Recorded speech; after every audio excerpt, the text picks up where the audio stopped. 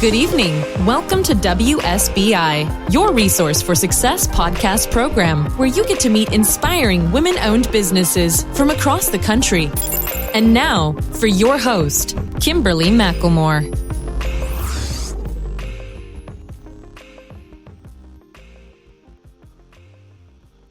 All right. Hello. Welcome to another night of sharing. With us, we have Terryl Ebony, a.k.a. the producer and CEO of Find Your Purpose. Terryl is a productivity strategist, faith-based speaker, correspondent, an author, a mompreneur, and community advocate. As the CEO of Find Your Purpose, Terryl empowers women in national platforms, in groups, and through one-on-one coaching and consulting. Well. Welcome, Terryl. How are you doing this evening? I am great. Thank you so much for having me. Looking forward to the conversation today. Well, I'm excited because it seems like we have a whole lot to talk about tonight. So I was like, look, I did my homework. I was running it down and reviewing. I was like, wow, we got a lot to talk in a short period of time. But I am really excited about the opportunity of having you on. And I thank you for being flexible with me. I know that, we've been kind of trying to get this thing going for a little while. And before we get started, though, I would really love for you to just tell the listeners a little bit about yourself and what you've been up to.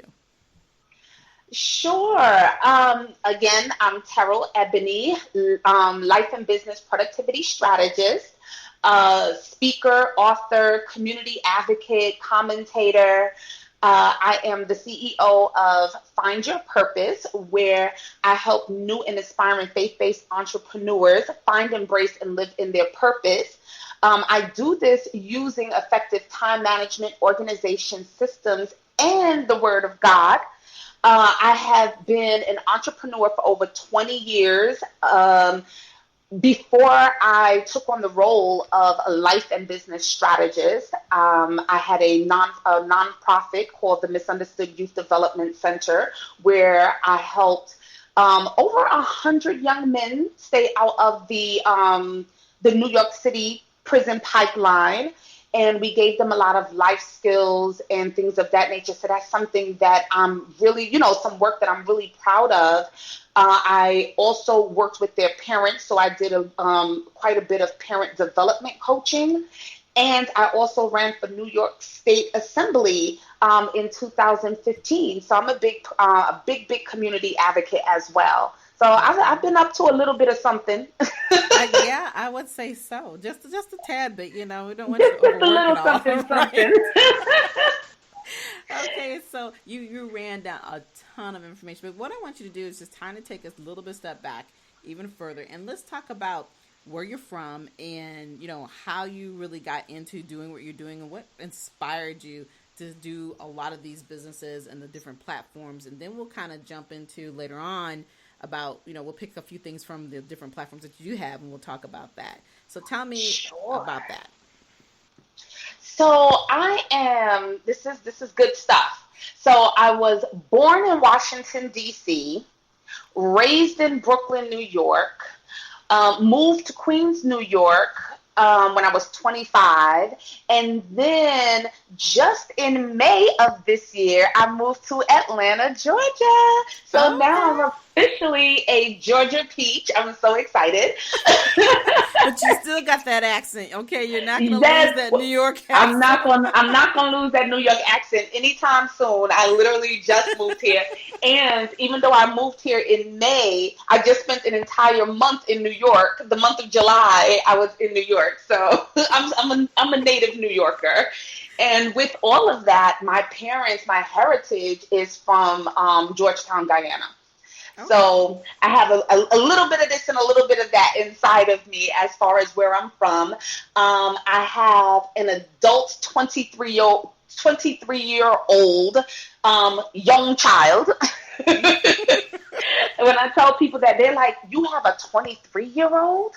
I said, yes, 23 years ago, my life changed. Mm-hmm. And it changed so much. And I always have to go back to it because it became my why.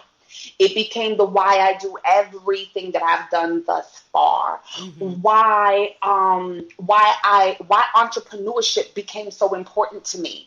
Because one, I had no idea I was going to have children, because I was always that teenager who was like, I don't want no kids and brats.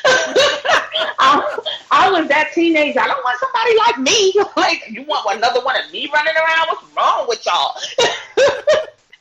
So, well, of course, when you say stuff like that, God hears you and was like, I got something for you, girl. Exactly. And he sure did. Okay, he sure did. And Devon blessed my life on Veterans Day of 1994. And it has been an interesting ride ever since. But because I had him and how I grew up, my mom worked, I was raised by a single mom, and my mom worked 2 jobs all the time. That's all she knew how to do. I mean, up until I was a teenager, even as an adult, my mom worked 2 jobs. Even right now, she's working 1 job, but she works so much overtime, you would think that it's 2 jobs. And I knew that she missed out on so much of my life. I missed out on so much of her life.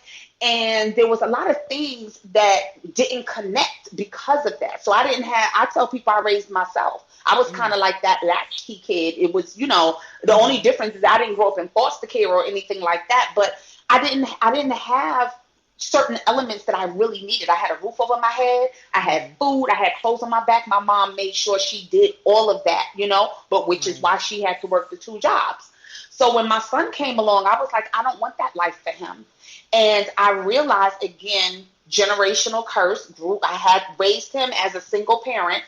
And when the teachers called, when the doctor's appointments came, when anything happened, I knew I wanted to be there with my son. And I knew that I didn't want anybody else to have to, I didn't want to have to call other people to come and pick him up from school and do little things like that. And I found that happening. I was like, oh no, this is not going to work for me. This is not going to work for me. And then I also saw changes in his behavior. Praise God, thank you, Jesus, that I was a good girl. Wink, wink.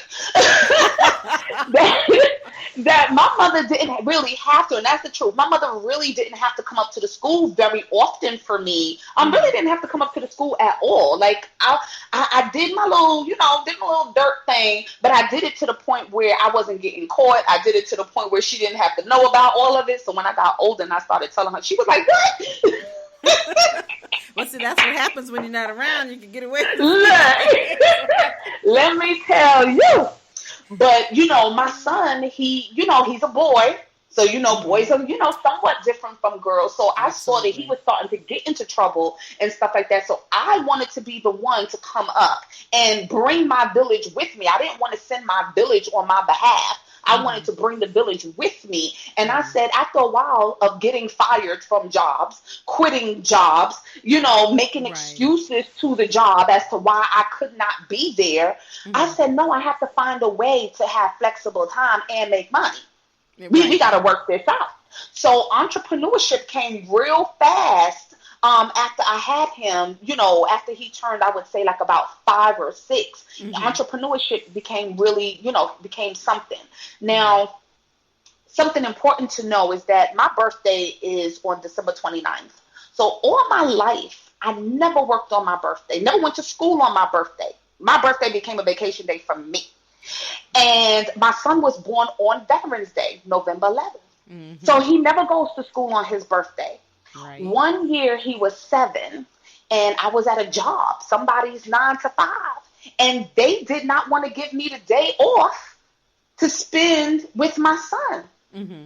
That was the moment I said goodbye, because I did go to the job. I cried, but I went because I'm like, I got to put food on the table. But and at that time, AIM was the big thing. He's aiming me. I'm aiming him. He crying at home. I'm crying at the desk.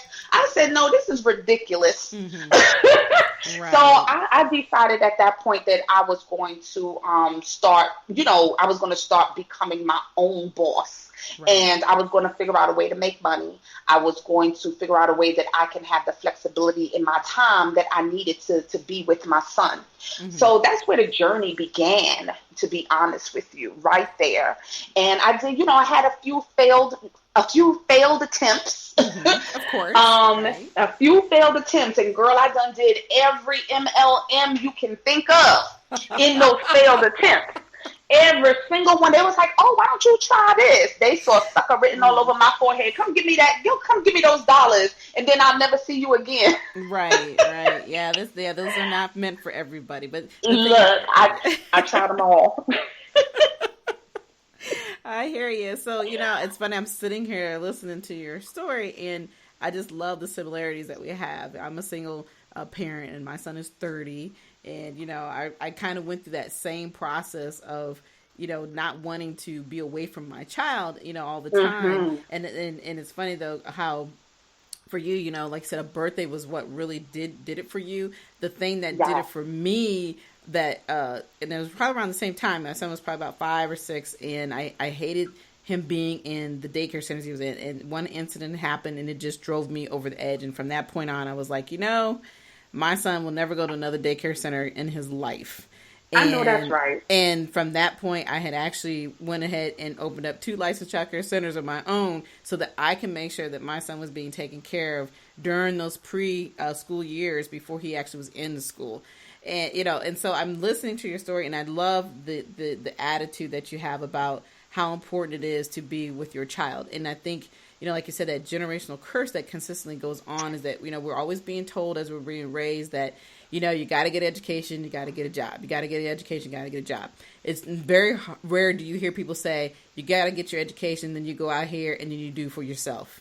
So it's always pleasant, even though it was I think for all of us as single parents, it's always a longer and harder process. But at the same token, to be able to step out on faith and do what you did and say, you know what, I'm no longer going to miss another day of being with my son, not being able to be with my son on the days that are most important to me for him as well. So, listening to your story, I'm sure, obviously you're not the only person in the world who's done this, but it's the attitude behind it that I love. Your attitude of wanting to just get out there and just do you, I think is what is obviously is what's got you where you're at today. And you're using that same strength into the businesses that you have also as well. And obviously your mother, she did a phenomenal job being able to continue giving you the things that you need. But like you said, there's always those pieces that are missing in life. And I think it's amazing how we become adults and realize that once we bring children into our world, that this is how we want to do it differently. So I applaud you on that. So talk to me though a little bit about the first business that you have. I know you talked about the MLMs, but what, once you got past that, what was the first big real business that made you realize what you had and the power that you had about being an entrepreneur? So the first real entrepreneurship moment, I said, well, what can I do to make some money? And at the time I was an director of operations, but the big thing in being a director of operations, I handled a lot of the finances. So I did bookkeeping. So I did I did bookkeeping consulting. I went around New York, and what I did was I applied like if I was sending in a resume, but instead of sending in my resume, I would send in my portfolio of this is how I can change your company, and this is how I can save you money. I can come in and do your books for you. I can do your payroll for you, and you won't have to pay me employee taxes. You won't have to pay me employee health insurance. So I was trying to show them the benefit of hiring me as a consultant, and I also let them know, but I won't be here every day. Like, let's understand what the parameters would be. Right. And it worked. It really worked. Let me tell you, when I got that first client, I was like, I did that. Did I just do that? Right. Did that just happen? It was like, oh my goodness. So, when you get your first job, you're so excited. That first real big job, not the first McDonald's job, but that first real job. You're so excited. So when I got this opportunity, I was like, somebody's actually paying me as an entrepreneur now. I was so excited, and I did the best work that I could, but it was still a hard sell. And at Mm-hmm. that time, honestly, I knew nothing Right. about marketing. I knew nothing really about business. I just knew I didn't want to work for somebody. So Mm-hmm. I was learning so much on the fly. um and it was some expensive lessons. I tell people Right. that all the time. There's a lot of times where people make it seem like it's so easy and it's 1 2 3, and I'm like, it's not 1 2 3. There's going to be some bumps in the road, and some of those bumps are going to cost you financially. So be prepared. Be Right. prepared. Not every decision that I made was the right decision. Not every client was the right client. There was Mm-hmm. some people I was like, what was I thinking about, trying to go into business with these people? They're the clients from hell. Right. Exactly. I want to give them back. Return to sender. Take your money back too. Look, I don't need the Exactly. aggravation. So all Exactly. of those things I try to tell people, not all money is good money. Some Money. money you That's just right. need to just leave it right where it's at.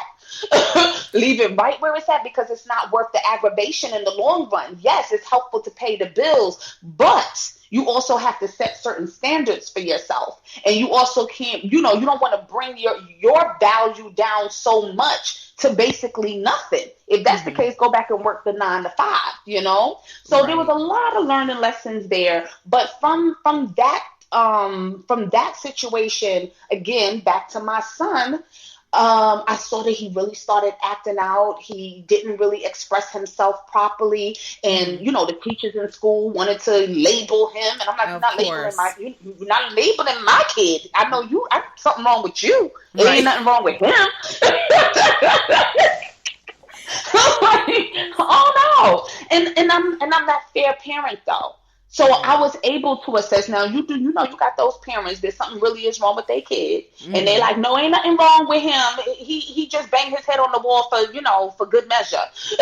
Right. Exactly. Exactly. So I'm not that parent. So I knew what something was wrong, and I went to try to get him counseling because I knew that he was missing his dad. I already knew what the issue was, but none of the teachers took the time out to find out what the issues were. Mm-hmm. One day, a teacher called, not even a teacher, the assistant principal called me and was like, Miss Wilson, and I knew it had to be for my son because I'm not Wilson. That's my son's last name. So I was like, oh Lord, what he did, what he done did. And she says, can I just ask you a question? I said, sure, absolutely. She said, what's your son's name? I said, but you calling me, you don't know his name. Right. She said, humor me for a minute. What's his name? I said, his name is Devon. She said, so why did he just tell me his name is Alvin? I said, oh. And I said it just like that. Oh. I said, Hmm. that's because that's his father's name. And then Wow. she said, oh.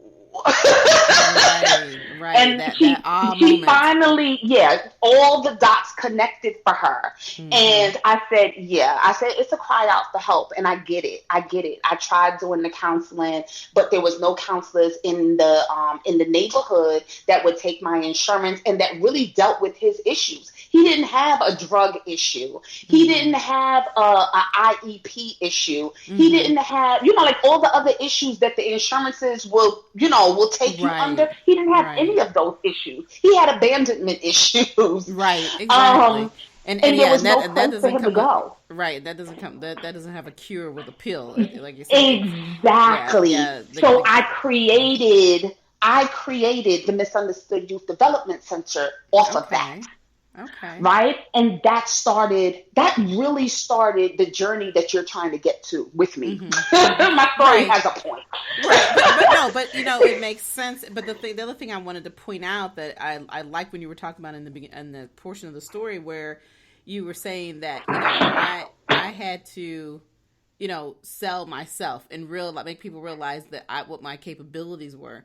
And even though we have 9 to 5 jobs, when you send in that resume or when you're talking to somebody, you're proving to them that, hey, I can do the job. That's why you need to hire me. So what you did, Yes. and even though you may not have the full-fledged experience of what it means to be in business, you have that basic very understanding that we go through every day when we're working for somebody else that, hey, if you don't come in there and present yourself properly, why would I want you to come work for me? So what you did, it made you realize that you could do this for yourself. And the thing that I really loved about the conversation was that you said, look, you don't have to pay me for insurance. You don't have to give me this or that. And that's the thing. That was my marketing strategy, girl. That's as much as I knew at the time. but it's no different than what we do today as consultants. Absolutely. And of course the other name for that is a 1099. It's no different. You are still selling yourself as an individual who can do whatever this expertise that you have in, that you're putting out there for those people who may be looking for a specific, expertise. So the thing the way you started out to me was in a good way. And like you said, obviously we all make mistakes, all, coming up and down the path of being a business owner and being an entrepreneur. But the way you started, and then like I said, you connected all the dots that had to come around. This is the issue of my son, and this is what I need to do to make sure that we can get out of that issue with him and continue to have a healthy relationship as a family and as a mother and a son. And so and then you move forward doing other things. So talk to me a little bit about, we're going to kind of fast forward because time is moving quickly here, but I want to fast forward and talk about the current business and how you strategize with some of your clientele. Now, I'm sure that with your great personality and with all the things that you've learned throughout the years of doing what you're doing, being an entrepreneur, that you obviously use your experience as a way to help others. But talk a little bit about how you strategize with your new clientele. So every client is different. So it's really a matter of, the first thing that I love to do is get to know the client. Mm-hmm. Some coaches, consultants, they jump right on in, right? For me, I need to get to know my client. I need to get to know a little bit more about the person that I'm working with. And again, from past experience, I don't want to be working with the client from hell. So I need to know a little bit about you as a person, as an individual. I want to know about your family life. I want to know about your past businesses. I want to know what you currently have going on, where you were with it, where you are with it, and where you want to be with it. Mm-hmm. So that's my first kind of assessment that I do with my clients. And that's so important, because if you don't know what they've been through in the past, you don't know what may be hindering them today and what will continue to hinder them tomorrow, unless you can fix it. Unless we can get deep down and dirty with it, we are aware of what's going on. We can address what's going on so we can move on from what's going on. Right. I tell people my job is to help you to produce the results that you say you want. I'm the producer. So regardless of whatever it is, that you say you want to do, I'm going to help you get there, as long as you're willing to take the necessary actionable steps to do so. And sometimes it has nothing to do with business. To be honest with you, most times it has nothing to do with business. It's all life. And that's why I don't leave out the life and business productivity strategist. That life part is so important, because if your life jacked up, your business going to be jacked up. Exactly. If your life is in shambles, whether past or present, that means that you don't have the mindset that I need you to have to be as productive in your business as you can be, which ultimately says that you can't produce the results you want to produce, or it's going to take you that much longer to get there. So we have to go backwards, and I'm always dealing with my client's mindset constantly. So why you didn't get that done? Right. Exactly. What happened? What's the excuse? And they know, don't give me no excuse. So what had happened was right. Yeah. So we deal with I deal with all of those things. I say, okay, so let's talk about that. I have too much going on. I didn't get a chance to get to it. So let's talk about that. How I get it, right? Can't cry over spilt milk. Now, what are we going to do? What steps, what procedures, what systems are we going to put in place so that doesn't happen again? Because I heard the excuse once. I don't want to hear it again. Mm-hmm. So what strategies are we going to do? What systems are we going to put in place so that this way you create the time that you need, or you make the best of the little time that you do have?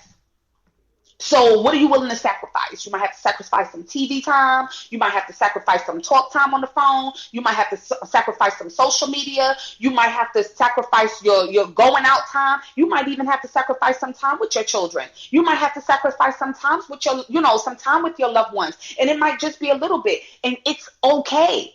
Have the conversation with them. Exactly. Have the conversation with them. Let them know what's going on. Get them involved. And depending on what it is, I have a client that I recently said this to. She had an event coming up.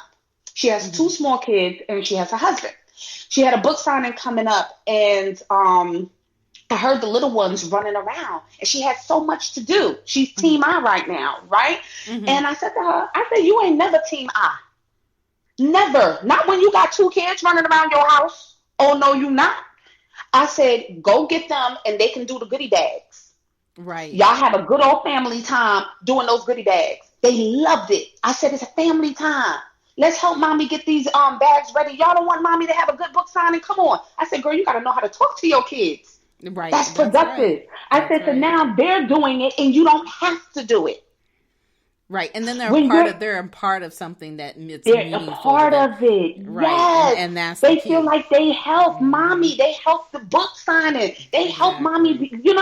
It was amazing. She says, "Oh my goodness, Terryl, thank you so much for that suggestion, because now they're running around with the book in their hand, talking about this is my mommy book. You want a copy?" I'm selling books. I say that's right. They could sell books just like they sell cookies. and that is the truth. But like you said, it's that involvement. And I like how you talk about, really truly assessing and getting to know your clientele. It's not always a black and gray, situation, or, it's not always perfect. So you need to really understand who you're working with before you can move forward with them. And the biggest thing that I heard you say that I agree with 100% is that mindset. If you don't have the right mindset, it does not matter how many things that you say to that person. If that mindset isn't right, they're never going to be able to truly move forward in the direction that they need to move. They will always be stagnant.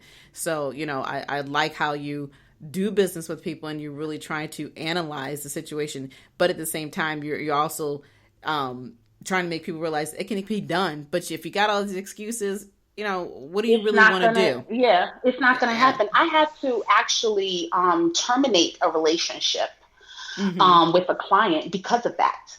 So when you give me way too many excuses, I could continue to take your money. She was paying on time. She was a lovely client. I love her as a human being, but she wasn't doing the work. Right. So I told her, I said, I'm a woman of integrity. And I tell all my clients this in the beginning. So they already know this is how I work. When we have that how I work contract, so you know what to expect from me. If you're not going to do the work, we can't work together. This is not, I can't have a conversation with myself. It's not a monologue. It's a dialogue. So I can't coach you by myself. Coaching means that you have someone to coach, right? So if I'm giving you work, I'm giving you drills, I'm giving you assignments, I'm giving you, things to do, and you're coming back and it's not done, I said, that's an issue. And for me, I don't want you going around saying, oh, I have a coach, I'm in business, and I have a coach, she is wonderful. And they say, well, what's her name? Coach Terryl Ebony. And then you turn around and say, well, what you doing in your business? Nothing. Right. But like I said, they're only telling, and 90% of the time they're only telling part of the story. And like I said, the key is that they have to do work. 'Cause I always have those same type of clients where, well, you write the business plan or where you didn't? No. How am I going to see your vision? I can't tell you what your vision is. I can help you get to that. But I can't be who you are.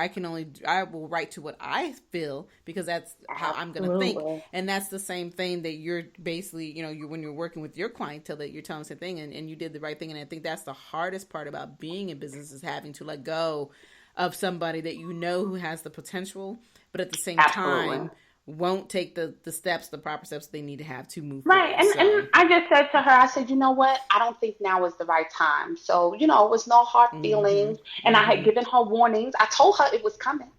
I gave her opportunities to change. I was like, she was like, you gonna fire me? She said, you gonna fire me? Because again, she's a very lovely individual. I love her to death. I said, yes, I will. As much as I love you, I sure will. I said, because one, I can't in good conscience keep taking your money. Two, it's obvious that you're not ready right now. And that's okay.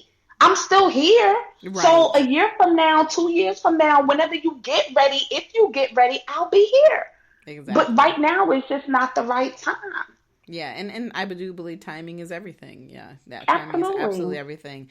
And, you know, when it goes with the mindset, it goes with all the other pieces, you know, when you decide that you want to step out there and decide that, hey, I want to be a business owner, or I want to be an entrepreneur, it takes work and it does take time. And, you know, I'm sure you see this every day, and I hear it every day, is people think that everything happens overnight. That's not the world we live in, no matter how good it looks on the outside right now.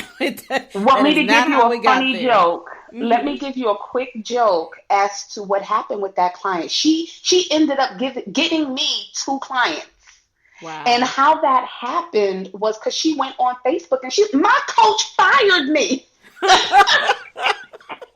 She said, my coach fired me. Can y'all believe that? She don't play. She really said it. She was like, y'all, she fired me. And she outed herself. She was like, if y'all are serious about your business and y'all really want to produce some results, she's going to push you. Y'all need to go hire her. Because she fired me. And 2 people really did call me. Because they said they are ready. And I said, well, I need you on my marketing team, honey. Exactly. I was just figuring that. So you need to put her in an ad commercial or something, because that is funny.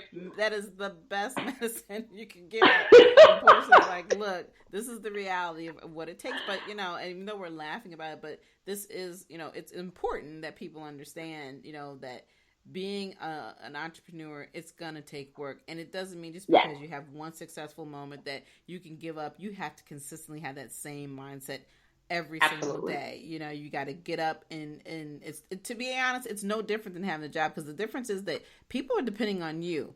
You know, whether it's your family members, you know, whether it's your employees, if you have, you know, and just depending on yourself. Because, you know, every day that you don't get up and produce something, you are not going to be able to take care of your responsibilities. It's just say that again.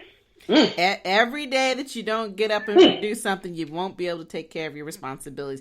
So, you know, when people, you know, I hear that, oh, you know, I want to go into business, I want to go do this, and I'm just going to quit my job. Okay, well, have you thought about what it is that you are doing before you decide to quit that job?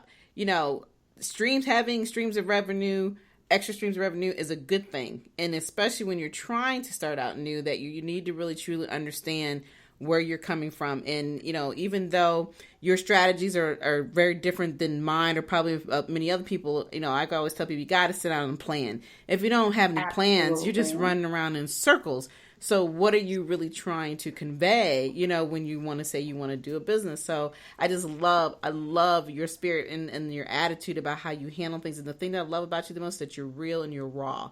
You know, you say what you have to say, but you get to the point, and, you know, you don't have to sugarcoat it and make people feel like, well, if I say it this way, you know, and I'm kind of like the same way. I have one of my friends and my partner and a client, and he's like, always calls me the pit bull.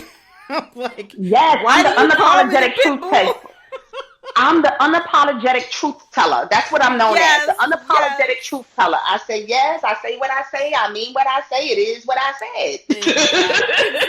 Exactly. Because, you know, sugarcoating it is good to a certain extent, but at the end of the day, the real world's out there waiting for you. And so, you know, when you decide to take these steps to want to be in business, they're not going to be kind.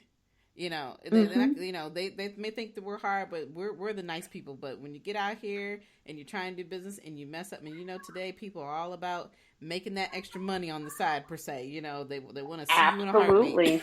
So absolutely. And I would just, you know, I just want to add real quick, because I know the time is running out, that it's important to understand, because sometimes I tell my story and I never want to give the misconception that I never had to go back, because there were times where I'm like, okay, 2 and 2 is 4, but the bill is 10. So where am I get the other 6 from? Right. I So hear you. there's been times where I've had to go and still get like a part-time job to fund my dream. I never let go of the vision. Never let go of your vision. And I tell people that all the time. If you want to be, don't necessarily haphazardly just leave. Some people have it that they can do that. Right. And if you have a great support system, which I did, so it was a little easier for me. But if you don't have that, plan it out. Plan it out. Have a strategy, get your ducks in a row, save some money. You're going to need it. If you don't know marketing, if you don't know business, hire a coach. Or, you can even start off with doing some of the do-it-yourself programs. That's fine and good. But if you're anything like me, you need somebody to push you. You need that accountability. You need that support. You need a live person that you could speak to say, what's this? What you talking about, Willis? I need that. That you need that sometimes. So I'm saying put yourself in a position where you start off right. Put yourself in a position to be great from the beginning. I didn't have that. So God blessed me with the job and the responsibility now to come out and teach you guys how to do this thing and do it right so that you don't have to make some of the mistakes that I made. You're going to make your own mistakes, but you don't necessarily have to make those mistakes. So you just plan it properly, put things in order, hire people that can help you get to your next best level. Can I say your next best level? Not your friends, not your entrepreneur buddies' best level, not the people that you've been watching on social media's best level, not the celebrity person that you've been following's best level, your next best level. So your next best level might just be a simple plan. It may not actually be the business. It just might be the plan. Your next best level might be putting the pen to paper to start writing the book, but not necessarily publishing it today. Whatever your next best level is, hire the person that's going to help you get there. Amen to that one. And there you go.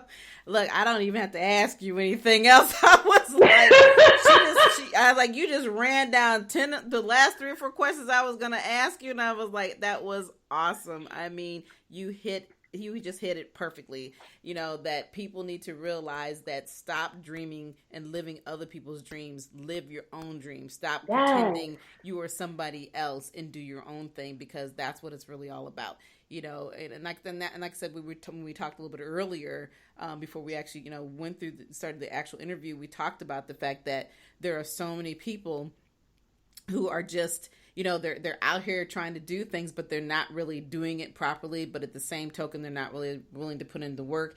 And then here you are, you're telling them the same things over and over and over again to get people to realize that living your dreams are more important than living in somebody else's dreams, And that's really what it's about. When you're an employee, you're actually living another person's dreams. And like I said, there's nothing wrong with that, but it's understanding that, is this really where you want to be? Do you need to be on this side of the tape, or do you need to be on the other side, so to speak? So, I love, like I said, your energy is phenomenal, and you are a great coach. And then the other thing real quick I want to say is that I know that you're an author, so we're definitely going to have to talk about you coming on my other show, and we'll talk about your books then. We're not going to talk about them tonight, so keep that in mind, that I'm going to have you come back and chat with me some more, because you and I can chat for all night long. But girl, we go on for hours. Exactly, but I'm sure the listeners are probably saying, okay, ladies, we got Let's wrap this up now. Wrap this up. Yes, so we are going to wrap it up. But before we wrap it up, though, I would like for you to tell everybody how they can get a hold of you. Absolutely. So just again, thank you so much for having me on your show. It has been great. I love that God is using you to expand everyone's platform, and you are doing it so diligently. So God bless you for that. Everyone can find me. I'm Terryl Ebony everywhere. Terryl Ebony on all social media sites. I try to make stuff simple. And you can also visit my website at www.terrylebony.com. It's so easy. Ebony, TerrylEbony.com. I'm Terryl Ebony everywhere. And it's so, I just want to say that when you are in search for a coach or anybody or anything, do your research.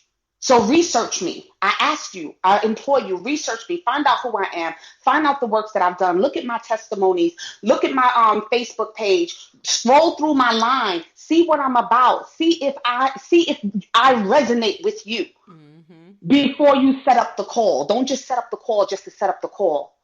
Do your homework first, because I'm going to do my homework on you. There you go. All righty then. Oh, Terryl, it's been a phenomenal evening. Spend some time with you, and I appreciate you. I know you're very busy, but I absolutely appreciate you coming on tonight and sharing your story. And for everyone else, I want you to enjoy the rest of your evening, but also remember we're here every Thursday evening at 7 p.m. You can follow us on Spreaker. You can follow us on iHeartRadio. And now we are on Spotify. But until next time, you all have a wonderful evening. Good night, everyone. We will be back next Thursday evening at 7 p.m. Follow us on Spreaker, www.spreaker.com/user/WSBI. View our new WSBI website anytime at www.wsbillc.com and on Facebook, Twitter, YouTube, LinkedIn, and Instagram.